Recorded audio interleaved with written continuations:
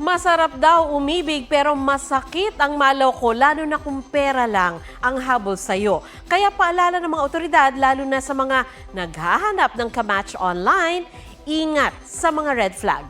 Ang tip talk para di ma-scam sa report ni Joseph Moro. Ano man ang edad, 30 man o young at heart, ngayong buwan ng Feb-ibig, huwag basta-basta pairali ng puso, lalo kung naghahanap ng special someone online. Papala ng CICC o Cybercrime Investigation and Detection Center at ng grupong Scamwatch, bawal ang marupok. Sa III, Feb-ibig campaign ng CICC, tinukoy ang top 6 na karaniwang mga pa-fall pero manloloko pala. Mga red flag kumbaga na mauuwi sa budol o scam.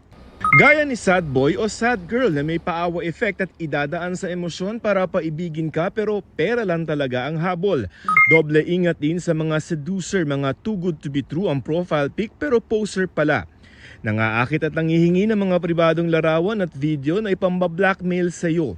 Huwag din mahuhulog sa mga astang investor na ang alok ay instant yaman.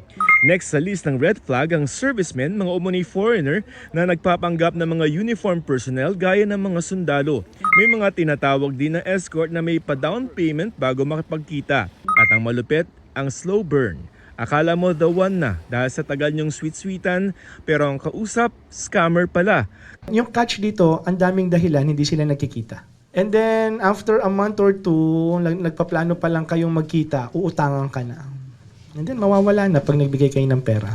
Karaniwang target daw ng mga scammer yung mga naghahanap ng afam o foreigner, mga asukal de tito o yung may magandang career na single, yung mga sabik mag-asawa, mga laging busted, at mga solo parent.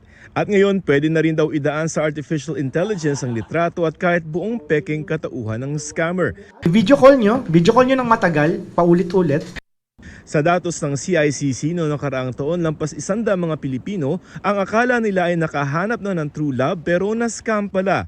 Ngayong Enero nga lamang may 15 na agad na nag-report na na-fall sa isa palang scam. January, because it's the season leading up to Valentine's. June, because of the June Bride, yung traditional pa rin ng mga Filipinos. Kasi burn na yung malalamig na malamig na yung panahon. Maaaring tumawag sa hotline 1326 sa mga numerong ito kung tingin nyo ay naloko kayo. They're local, mahabol na natin sila. Joseph Morong, nagbabalita para sa GMA Integrated News.